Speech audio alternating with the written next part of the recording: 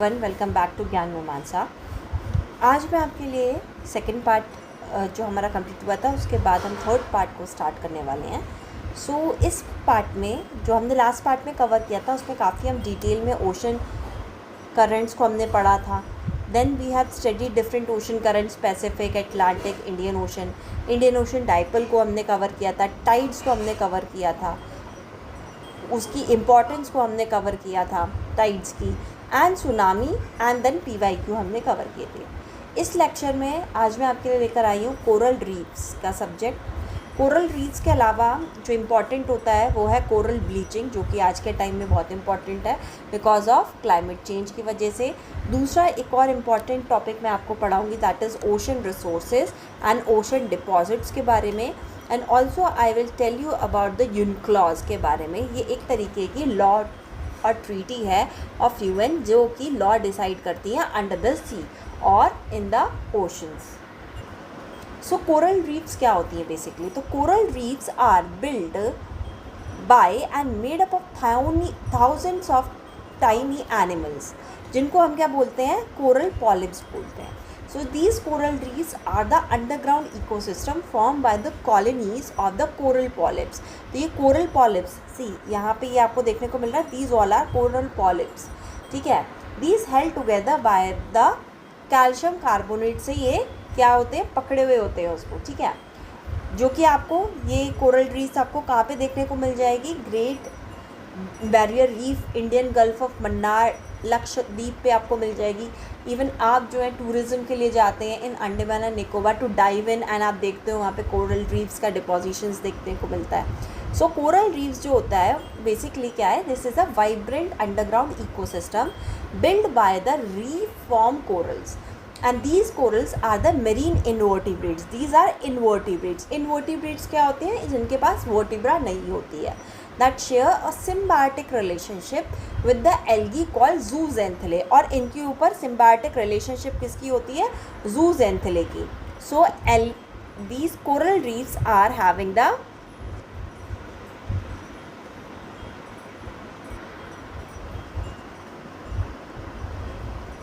Relationship, symbiotic relationship जैसे हम कहते हैं। सिम्बायोटिक मीन्स जो कोरल रीफ्स हैं एंड जो जूजेंथलेज हैं, जूजेंथलेज क्या करते हैं? उसको खाना प्रोवाइड कर रहे हैं, and coral reefs is giving the beautiful structure to that, ठीक है। गिव एंड टेक रिलेशनशिप इनके पास चलता है। ये किसके साथ रिलेशनशिप में रहती है? जूजेंथलेज के साथ। दैट इज एक तरीके से हम कह सकते हैं ये एक तरीके से क्या है? एक रिलेशनशिप है which is give and take. Okay, so approx और यू कैन से 0.1% जो होता है ocean floor coral reefs are the vital marine biodiversity supporting 25% of marine species को ये सपोर्ट करते हैं। ना कोरल रीफ्स पॉलिप्स के बारे में हम थोड़ा और ज़्यादा जान लेते हैं। सबसे पहली बात आपको ये पता होना चाहिए, these are the shallow water organism which have a soft body covered with the calcareous skeleton, ठीक है। इनका कैल्केरियस कैल्शियम कार्बोनेट का स्केलेटन इनका होता है।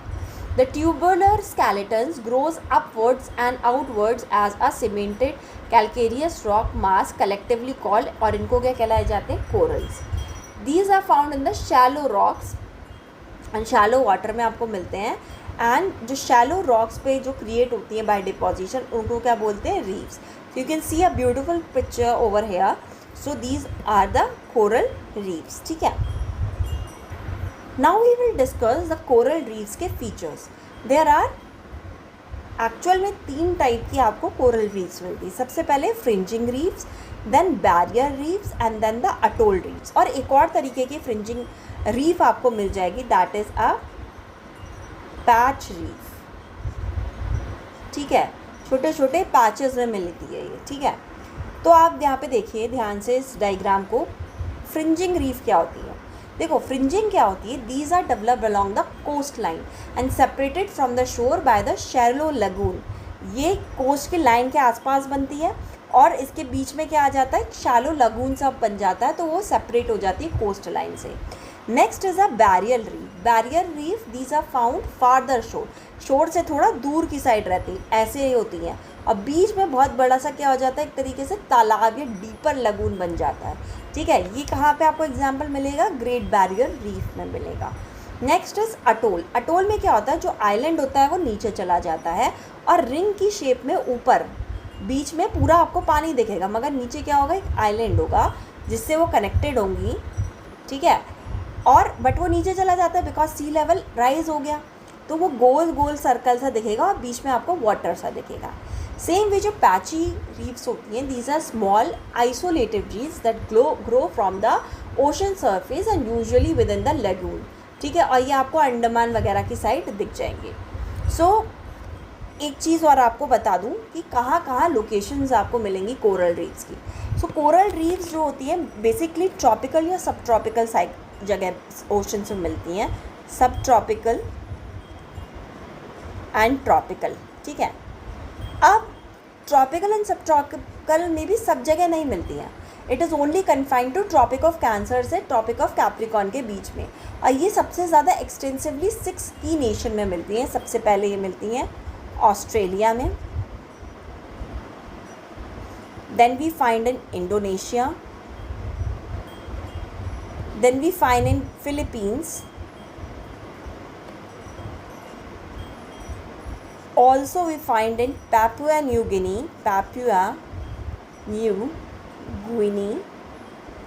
we find in Fiji, these are the tourist destination, इसके लिए ये जगह जानी जाती हैं। दूसरा है Maldives, we also go to Maldives, ठीक है। तो एक आपने जगह का नाम सुना होगा कोरल ट्राइंगल करके, कोरल ट्राइंगल, ठीक है। तो ये क्या है, these are the biodiversity coral reef region encompassing the Indonesia, Philippines, Malaysia, Papua New Guinea, Timor-Leste and Solomon Islands को ये करता है। ऑस्ट्रेलिया में आपको क्या मिल जाती है, ग्रेट बैरियर रीफ मिल जाती है। इंडिया में भी ओशन रीफ के पास पैसिफिक ओशन में आपको फिजी वगैरह में मिल जाएगी, मार्शल आइलैंड्स में मिल जाएगी, फ्रेंच पॉलिनेशिया में मिल जाएगी। लाइकवाइज साइबेरियन रीफ्स भी आपको मिलती हैं, फ्लोरिडा वगैरह के पास में आपको मिल जाएंगी। सो लाइक दिस जो कोरल रीफ्स हैं, these are the vast empire, but these are slowly degrading because of climate change, because of human exposure to it. अब एक और चीज़ मैं आपको डिस्कस करना चाहती हूँ अटोल के बारे में।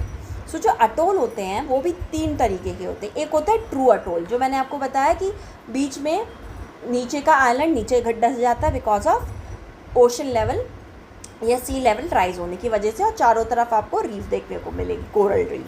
एंड एक होता है atoll surrounding a lagoon with an island. एक होता है छोटा सा आपको आइलैंड दिखेगा और चारों तरफ आपको क्या दिखेगी, लगून, कोरल रीफ दिखेगा और पतली सी धारी का आपको एक लगून भी दिखेगा। दूसरा होता है atoll form due to erosion and deposition of the wave. Wave की इरोजन और डिपोजिशन की वजह से जो बनता है अटोल, दैट इज़ कि suppose this is an island. अब यहाँ से आपकी कोरल रीफ्स बननी स्टार्ट हुई, मगर आइलैंड तो ऊपर ही रह गया, मगर क्या हुआ, ये थोड़ा सा पार्ट ही रह गया लगून का, पूरे में क्या आ गई आपकी कोरल रीफ्स हो गई। There is no more an lagoon because of deposition और इरोजन एक्टिविटीज़ की वजह से।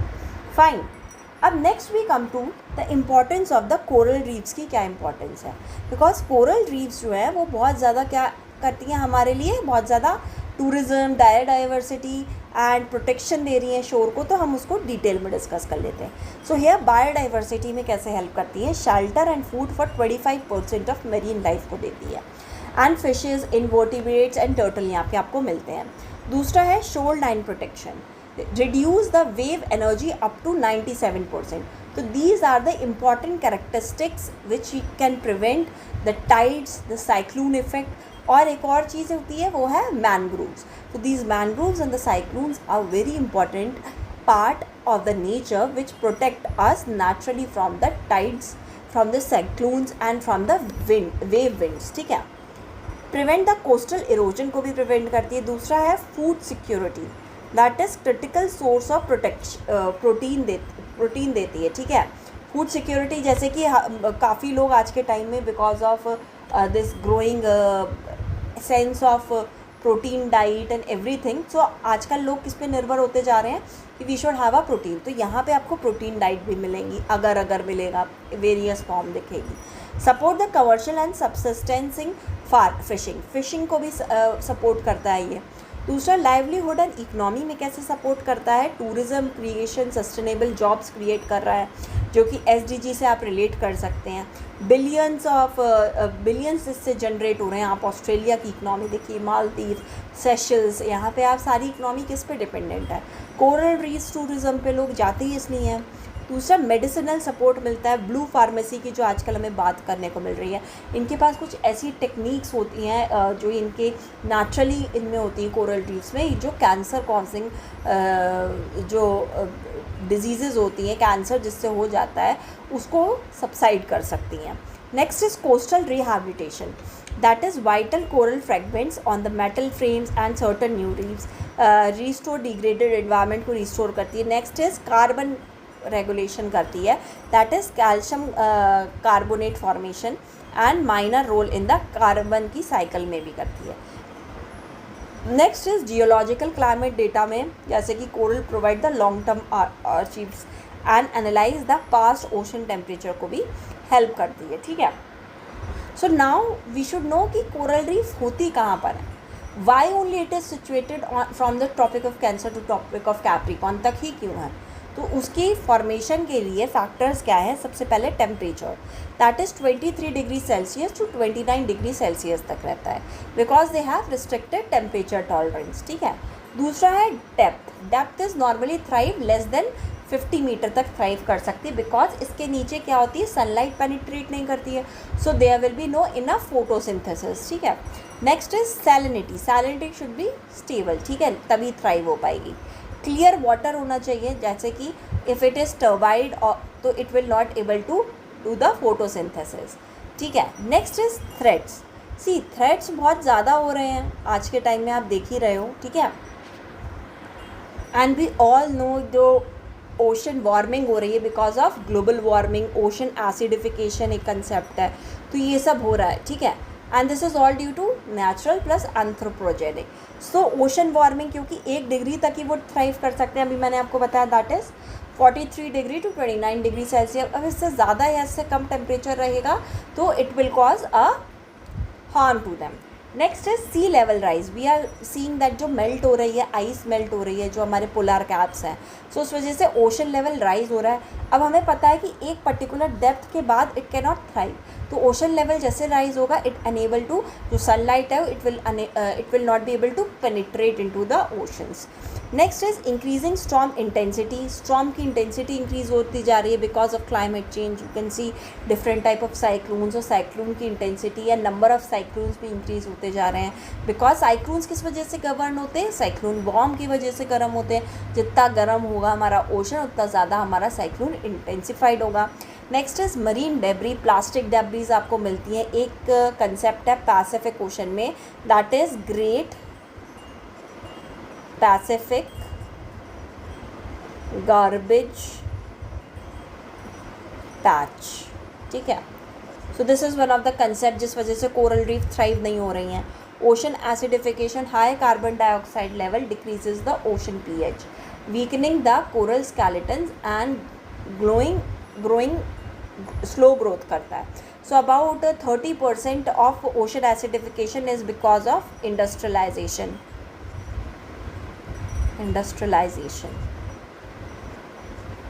Next is nutrient pollution, that is runoff of fertilizer waste and all this cause a algal bloom which block the sunlight to come and deplete the oxygen and suffocate the corals. Concept is coral bleaching. Bleaching का मतलब क्या होता है, किसी चीज़ को stress देना। जब हम स्ट्रेस देते हैं तो वो ब्लीच आउट हो जाती है, कोई चीज़ रब आउट हो जाती है या इरेज आउट हो जाती है।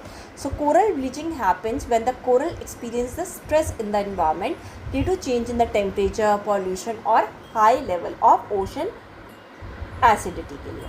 सो अंडर स्ट्रेस्ड कंडीशन जो जूज़ैंथिलेज होती हैं, जो कि फूड प्रोड्यूसिंग एल्गी होती है, which are living inside the coral polyp, start producing reactive oxygen species and that will not benefit the coral.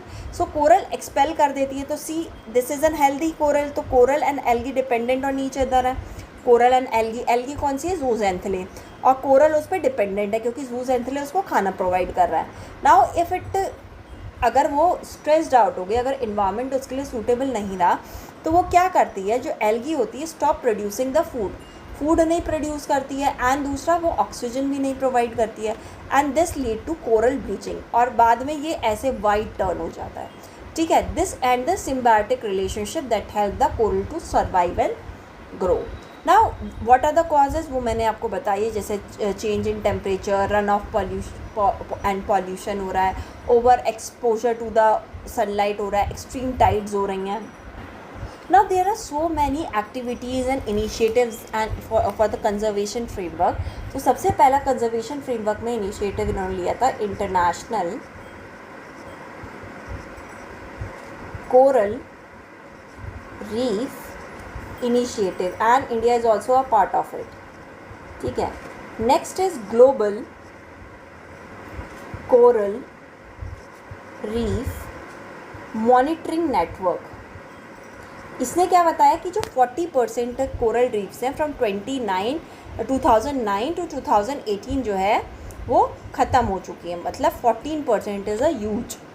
Next is coral triangle initiative, मैंने आपको बताया था, जो अमेज़ॉन सी है, जिसमें इंडोनेशिया, मलेशिया, PNG मतलब Papua New Guinea, Philippines and Solomon island, Timor Leste, ये सब आती हैं, and these are very rich in the coral reefs. तो these are the coral triangle initiative. इनको क्या बोलते हैं, अमेज़ॉन ऑफ द सी बोलते हैं, ठीक है।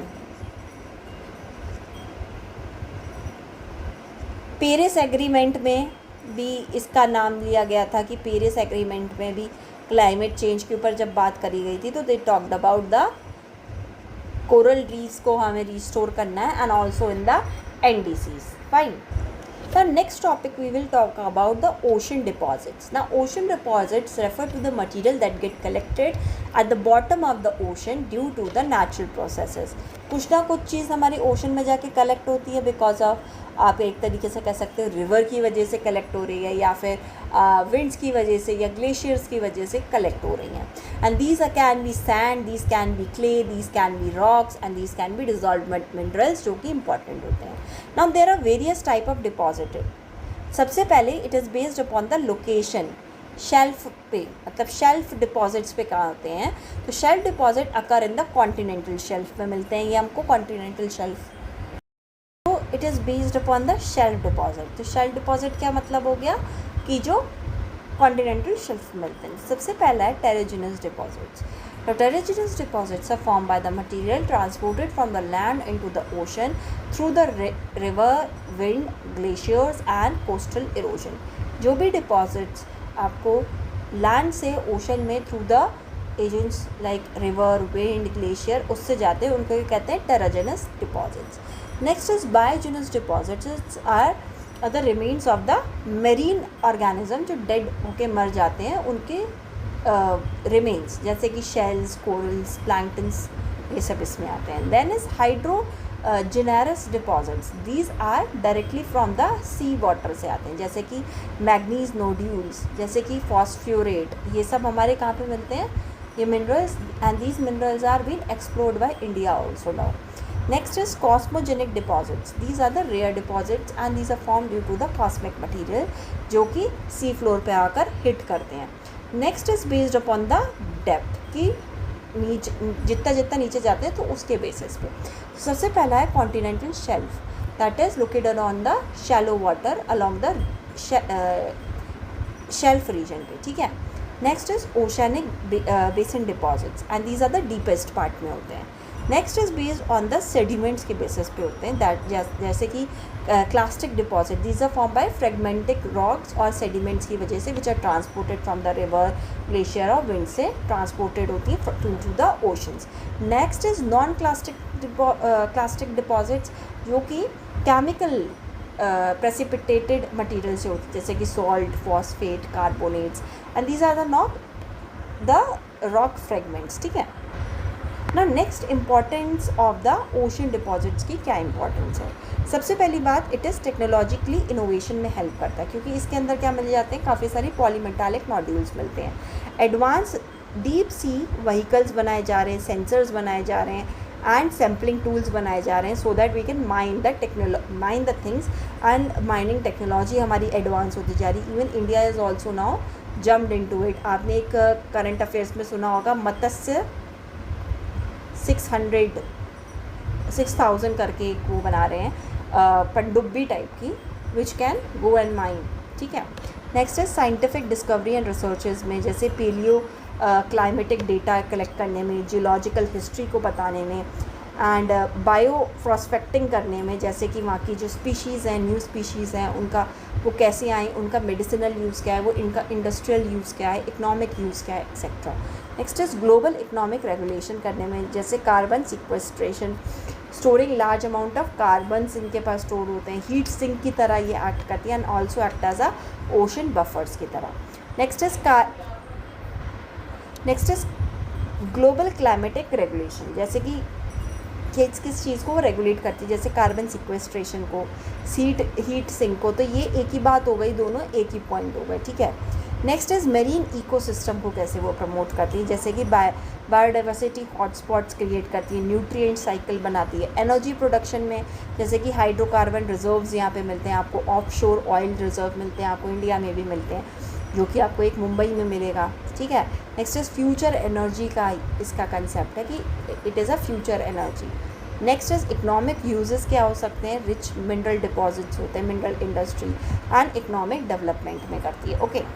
Now next topic is related to ocean resources. Now ocean जो है, it is one of the most valuable natural resource, and it provide food in the form of fishes, shell fishes. ठीक है। तो this ocean resource provide हमको क्या क्या करते हैं, जॉब्स, गुड्स प्रोवाइड करते हैं, सर्विसेज प्रोवाइड करते हैं, and to the billion of people of the world को, and these are having the immense economic importance इनकी होती है। इनके पास यहाँ से हमें रिसोर्सेज मिलते हैं, जैसे कि फूड मिलता है हमको, फ्यूल मिलता है हमको, रिन्यूएबल एनर्जी जो हमने अभी बात करी, फ्यूचर एनर्जीज़ के बारे में, मिनरल्स यहाँ पे मिलते हैं आपको, सैंड मिलती है, ग्रेवल्स मिलते हैं, and it is also a hub of tourism. तो जो आप आज के टाइम में देख रहे हैं कि सस्टेनेबल टूरिज़्म के बारे में बात कर रही हैं, तो this is all is need to educate the people also for the recreation के लिए। Now there are two type of resources, biotic and abiotic. Biotic is related to living and abiotic is related to non living. मगर biotic resource in the term of ocean resources क्या refer करता है, जैसे planktons मिलते हैं, निप्टॉन्स होते हैं, benthos होते हैं, इसको भी हम डिटेल में पढ़ेंगे।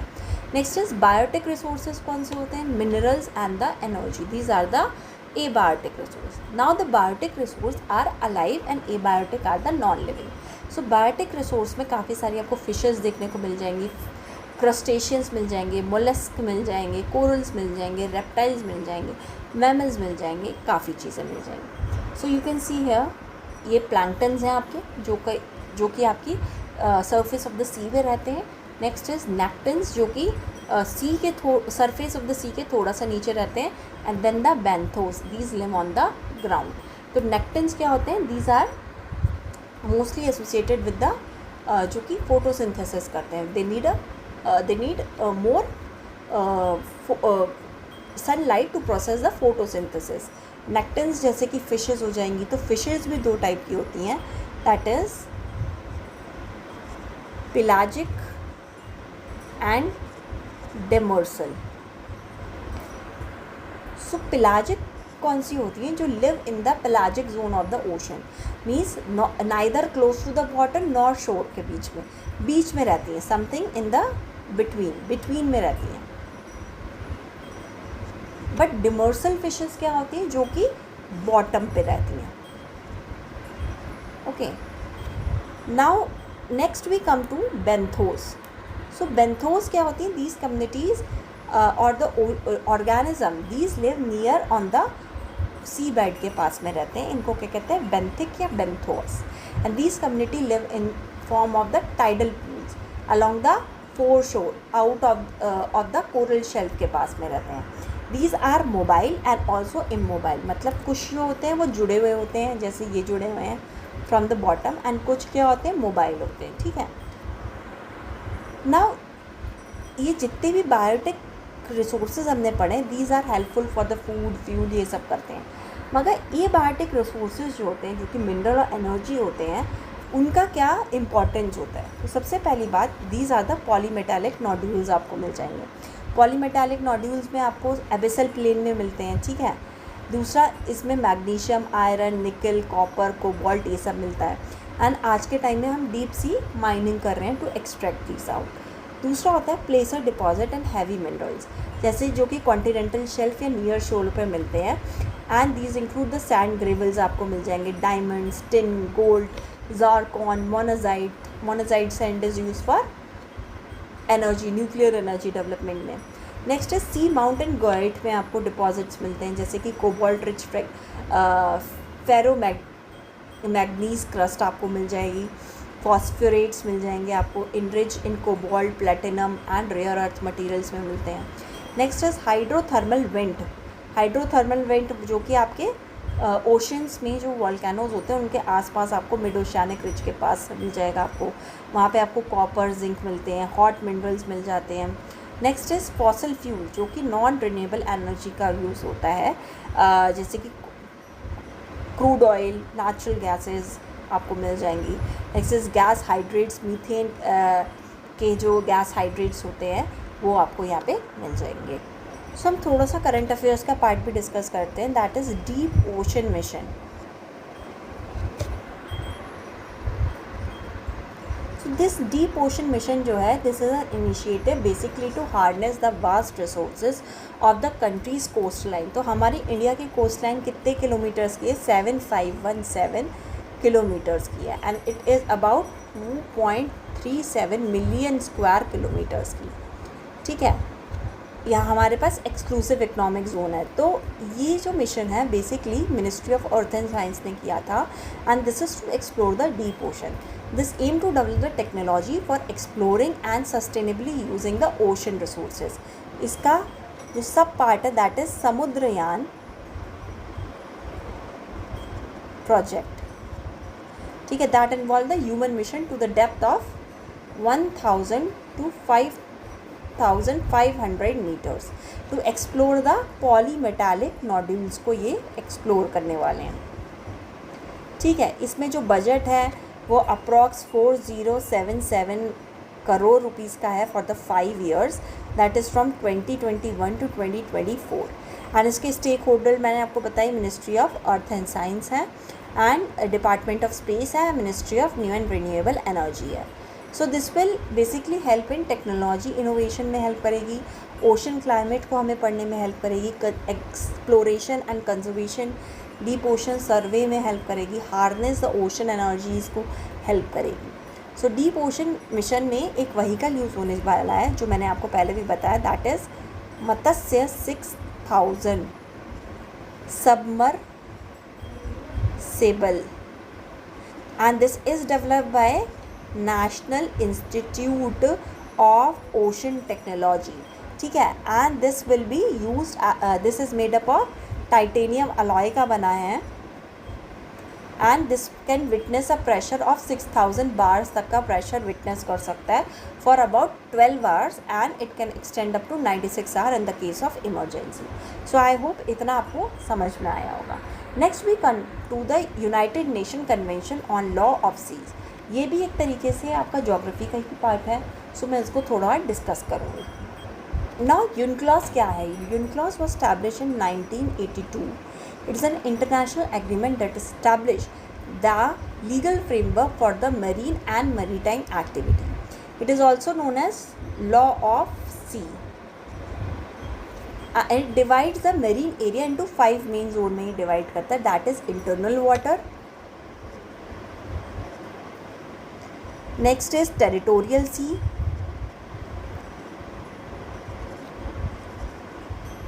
contingency zone,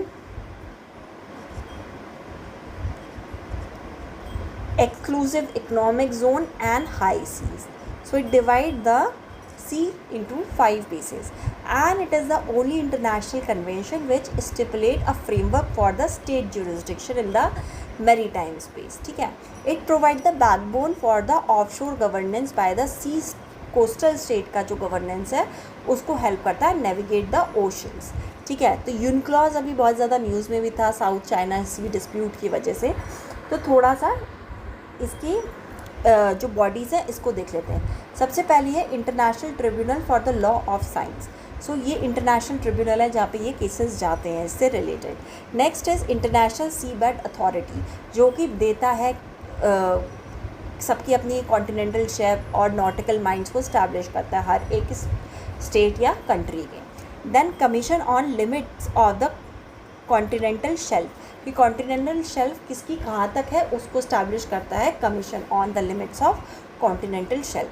so these 3 are the bodies under this commission. Next we come to इसके डिविजन्स को देख लेते हैं कि टेरिटोरियल सी क्या होती है और ये क्या होता है. बेस लाइन क्या है? It is the lowest water line along the coast as an officially recognized by the coastal state.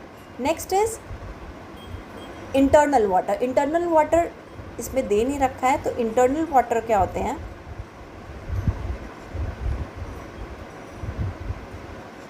These are the water on the landward side of the base line के जो अंदर की तरफ जो waters होते हैं वो इनवर्ड वाटर होते हैं. And each coastal state has a full sovereignty over its internal water. ठीक है, and there is no right of innocent passage through the internal water. Next is the territorial oceans. Now these territorial oceans extend from the 12 meter तक या nautical miles from the base line. A nautical mile एक unit है इसकी जो कि establish करिए UNCLOS ने based upon the circumference of the earth से. सो इसमें क्या होता है?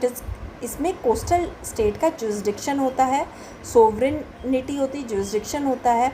And these right are extend only on the surface but not on the sea bed. सिर्फ सरफेस पे रहता है, not on the sea bed पे नहीं रहता. You have to take right for that अगर आपको एक्सप्लोरेशन करना है. Next is a contingence zone. तो कंटिंजेंस जोन क्या होती है? जो कि 24 nautical miles from the base line रहती है. It is a intermediate zone between the territorial water and the exclusive economic zone. इसमें क्या होता है? Only jurisdiction to the state on the ocean surface and floor. ठीक है, इसमें सिर्फ स्टेट के पास होती है. टेरिटोरियल सी में क्या रहती है? स्टेट के पास पूरी पावर रहती है, मगर इसमें थोड़ी पावर लिमिट हो जाती है. Next is exclusive economic zone, that is up to 200 nautical miles या metre from the base line. And इसमें कोस्टल स्टेट के पास क्या रहती है? Sovereign right for exploration, exploiting and conserving and managing natural resources, ये सब रहता है. And right to carry out the activities like production of energy and this water currents, ये सब इसके पास रहता है. But it does not give a coastal state the right to prohibited और limit the freedom of navigation और overflight. ठीक है, उसका फ्लाइट को उससे कोस्टल स्टेट को कोई फ़र्क नहीं पड़ता. यहाँ से फ़्लाइट्स भी जा सकती हैं, उससे ये उसको लिमिट नहीं करेगा.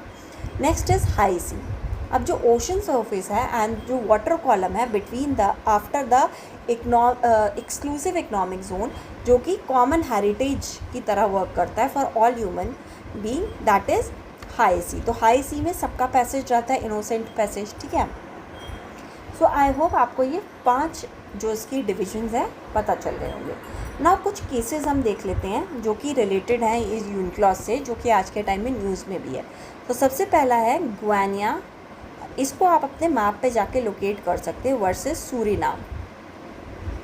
सो यहाँ पे फिक्स्ड एंड सी बाउंड्री का इशू चल रहा है कि ये भी गए हैं यूनक्लॉज में कि हमारी भैया मैरीटाइम बाउंड्री का डिस्प्यूट है, ओवरलैप्ड है, प्लीज़ हेल्प अस जो हम इसको निकाल पाएँ. Next is one more issue, that is of China, South China Sea. ठीक है, तो इसमें तो काफ़ी सारी कंट्री, वियतनाम, फिलीपींस, ताइवान, ये सब मिले हुए हैं. So China is dominating their zone पे, उन्होंने कॉन्टिनेंटल शेल्फ पे डोमिनेट कर रखा है. And because these are rich in metallic nodules, जिसका यूज़ करके चाइना अपने को मोर पावर दे रहा है. ठीक है, so these are 2 important cases which are in the news right now. ठीक है, now we come to the PYQ. So PYQ में भी काफ़ी क्वेश्चन इससे रिलेटेड आए हैं. So let's discuss. सो पहला क्वेश्चन है, कंसिडर द फॉलोइंग स्टेटमेंट. 2007 का क्वेश्चन है. Now the annual range of temperature is greater in the Pacific Ocean than that of the Atlantic Ocean. Next is the annual range of temperature is greater in the northern hemisphere than that of the southern hemisphere. So I have told you जो temperature है it is affected by the land and ocean के configuration की वजह से या ratio की वजह से. तो Pacific is the largest area. तो वहाँ पे जो area है of that of ocean that is more than that of the Atlantic Ocean. तो how this can be true? Atlantic is a smaller than Pacific और उसमें जो लैंड एरिया है वो भी ज़्यादा है. तो उस वजह से यहाँ पे क्लोज्ड एरिया होने की वजह से हीटअप जल्दी होता है, इसके पास रेंज ऑफ टेम्परेचर भी ज़्यादा होती है. So this is incorrect. Next is annual range of northern hemisphere than that of the southern hemisphere की रेंज ऑफ टेम्परेचर ग्रेटर है. इट इज़ ट्रू बिकॉज हमें पता है नॉर्दर्न हेमिस्फीयर में लैंड एंड वाटर का प्रपोर्शन ऑलमोस्ट डिफ़र करता है because आप आइसोथर्म्स को जब पढ़ते हो जब वो ऊपर नीचे जाती हैं. So it cause difference in variation with respect to the apparent motion of the sun. So answer will be 2 only. Now next question, consider the following statement जो कि 2002 का क्वेश्चन है. सबसे पहला है the ocean currents are slow moving surface movement of the water in the ocean. So आप बताइए ocean current slow surface movement है ओशन के? नहीं, स्लो होता तो how they will travel so far away? It will take million और millions of year. Next is ocean current assist in maintaining the earth heat balance. It is true. Water is also important component in creating the heat balance. ठीक है. Next is ocean currents are set in motion primarily by the prevailing winds. Prevailing winds की वजह से ये movement करती है. It is true. हमें पता है ट्रेड विंड्स की वजह से दे शिफ्ट देयर कोर्स. ठीक है. Next is ocean currents are affected by the configuration of the ocean. Configuration means land and water ratio. It is true. So क्या ठीक हो जाएगा? 2, 3 एंड 4 आर करेक्ट. तो option will be B. Now move to next question that is during the neap tide the high tide is low and the low tide is higher than usual. 2001 का question है. सो ये assertion reasoning based है. तो assertion क्या है कि नीफे Tide का मैंने आपको मतलब बताया था. डैट इज़ यहाँ पे सन है, यहाँ पे अर्थ है एंड यहाँ पे या तो मून होगा या तो यहाँ मून होगा. So it will make the 90 degree angle. ठीक है. तो नीफे टाइड में the higher tide is low and the lower tide is high than the usual. It is a correct option. Now the neap tide unlike the spring tide occur in the new moon instead of on the full moon. तो ये incorrect है. ये तो quarter में होते हैं. जब quarter दिखता है हमें आधा मून दिखता है तब नीफे होती है. And spring tide occur in the full moon और न्यू मून के केस में. तो दिस इज इनकरेक्ट. तो answer will be C. Next question is consider the following statement. ये 2000 का क्वेश्चन है. That is tide of a greater help in navigation and fishing में help करती है. Is it true? Yes, it's correct. High tide enable the big ship to enter और leave the harbour safely. Leave करने में help करती है. It is also true. Tide prevents the siltation in the harbour. Always true. ये तो siltation को prevent करती है. टाइड आती है, पीछे जाती है तो सिल्ट लेके जाती है. Next is Kandla and Diamond Harbour are the tidal port. This is also correct. So क्या हो जाएगा answer? All of this are correct. So I hope आपने PYQ से भी काफ़ी जो रिलेट किया होगा. फिर हमने यूनक्लॉज के बारे में पढ़ा, हमने ओशन रिसोर्सेज के बारे में पढ़ा. Then we have read about the ocean deposits के बारे में पढ़ा. कोरल ब्लीचिंग का सब्जेक्ट हमने पढ़ा जो कि आपका इन्वायरमेंट से भी रिलेट करेगा. फिर हमने पढ़ा कोरल रीफ्स के बारे में. Coral reefs, different type of coral reefs के बारे में हमने पढ़ा. So with this we have come to end of this oceanography.